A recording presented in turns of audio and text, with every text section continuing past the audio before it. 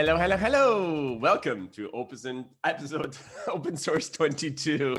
I'm delighted to have you back on the show. And today we have a very, very special guest, Rahul Mathur, who was with Insureblocks way at the beginning. Rahul, say hi. Hey.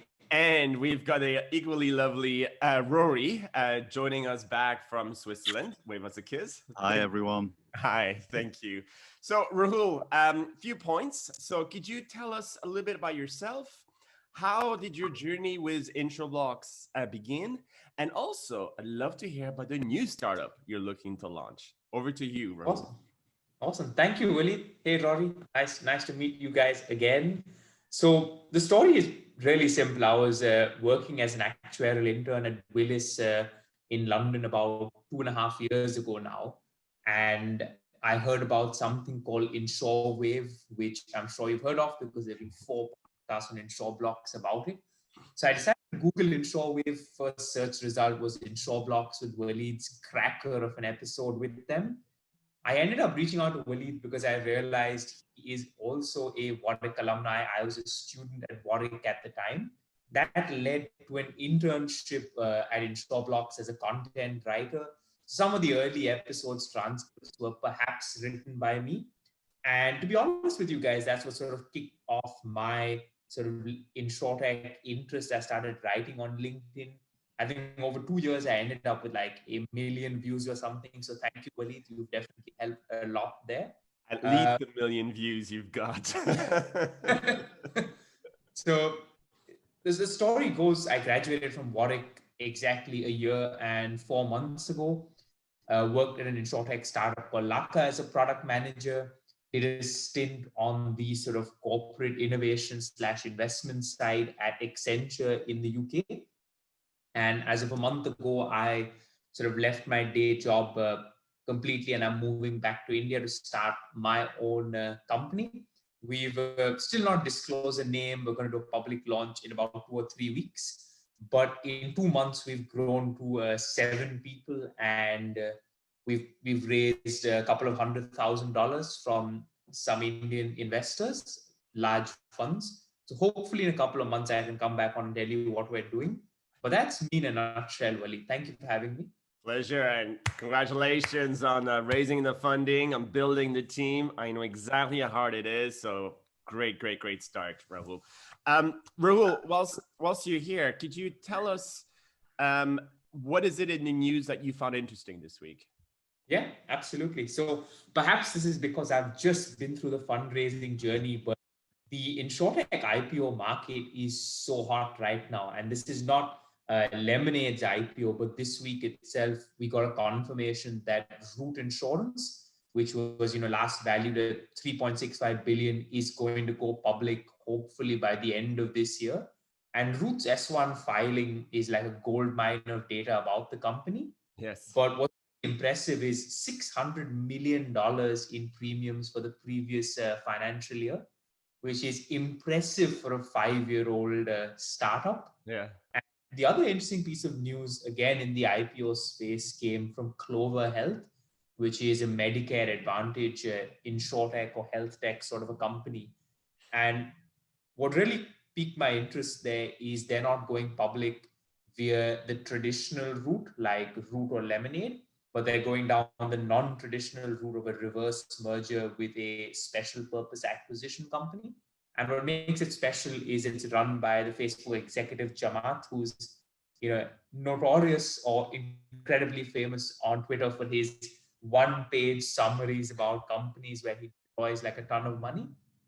So that's 2 multi-billion-dollar exits in the InsurTech ecosystem, Root at about 6 billion, Clover at 3.7 billion. So that was just a mind-blowing sort of week about the companies.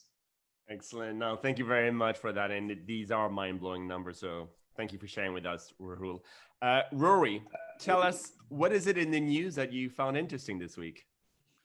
For me, it's the social inequality and the role of insurance. That's my theme. And it's based on a publication by the Geneva Association from last month on the topic. And that's my like of the week. So the report is quite long. I think it'll take about an hour to read, but they did a lovely webinar last week to present the findings, including my old friend Veronica Scotti, who chairs Swiss Re's Public Sector Solutions.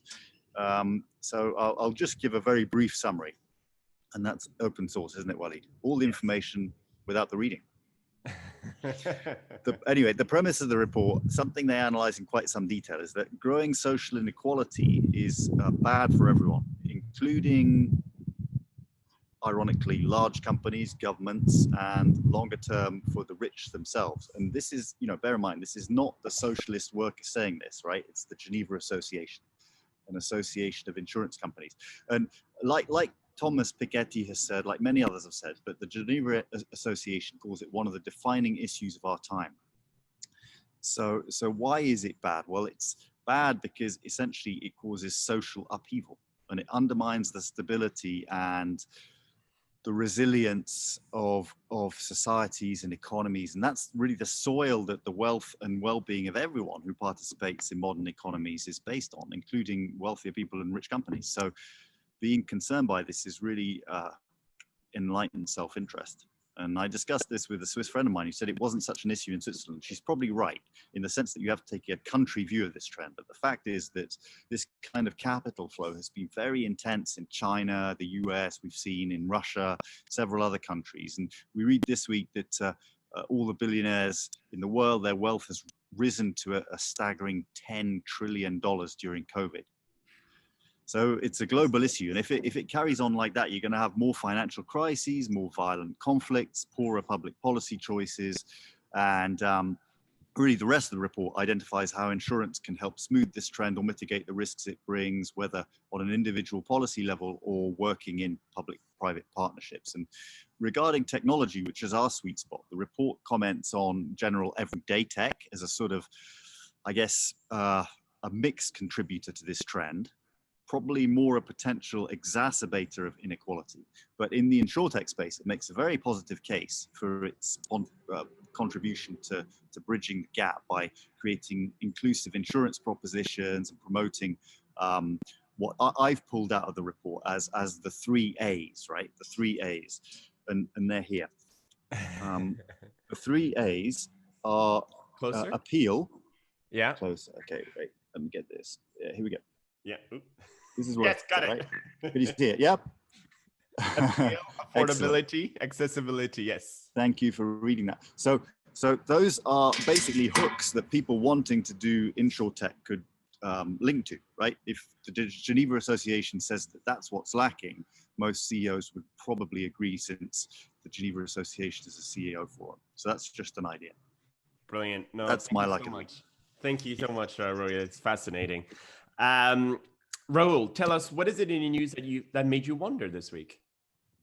That's a great question, Wally. And I think it ties back to Rory's point around inclusive insurance, or what Swiss Re calls the protection gap. And it's actually, it came out 2 hours ago. So it's like fresh off the printing press. And it's that India is going to hopefully get a sort of dedicated micro insurance company framework. What it effectively means is the capital requirements to set up a smaller size insurer will drop from about $13.5 million to about $2.7 million.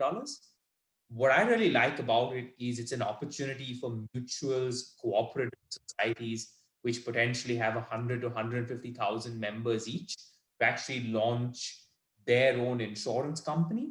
And by having skin in the game, they can partner up now legally with insurance companies or some of the larger reinsurers like a Swiss Re, Hanover, Munich Re. They set up products that perhaps cater their sort of target audience.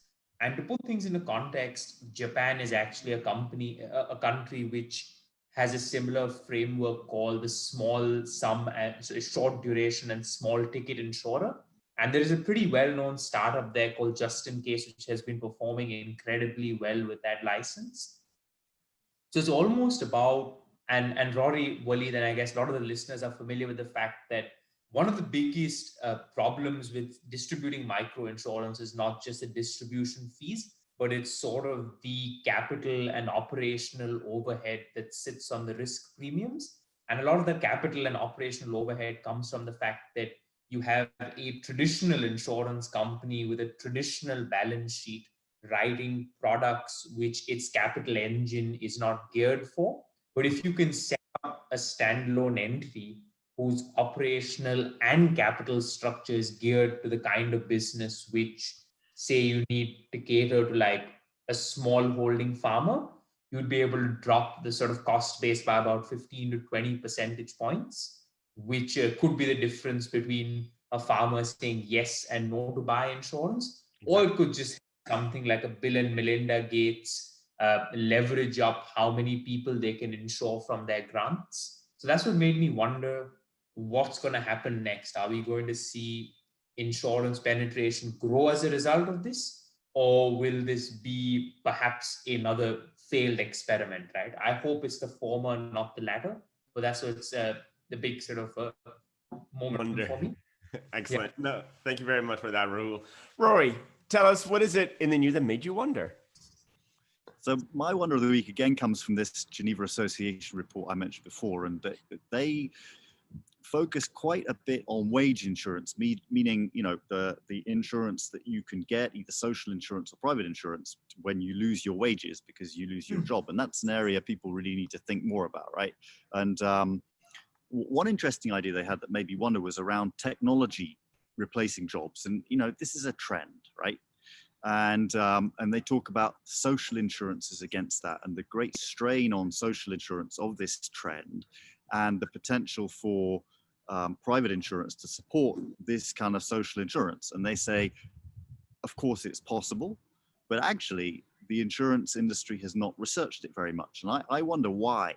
And my working theory, and I may be wrong, but I'd be interested in other people's views, is it because of the difficulty of proving direct causation between these technological changes, which often are a bundle of different things, right?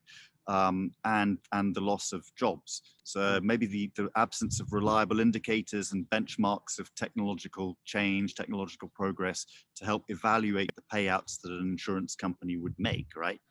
So, you know, I wonder, are there such benchmarks? And speaking of benchmarks, Walid, as, here it comes. Here it comes. Don't forget to answer our survey on legal documentation in insurance, because it's intended to create a benchmark for exactly that in a very specific domain. Plug, right? Great. Thank you for that, Rory. And, you know, talking about, you know, we touched upon a lot of different subjects, one of them, you know, being societal issues. And as some of you know, because we've had over 176 people who've registered for our event.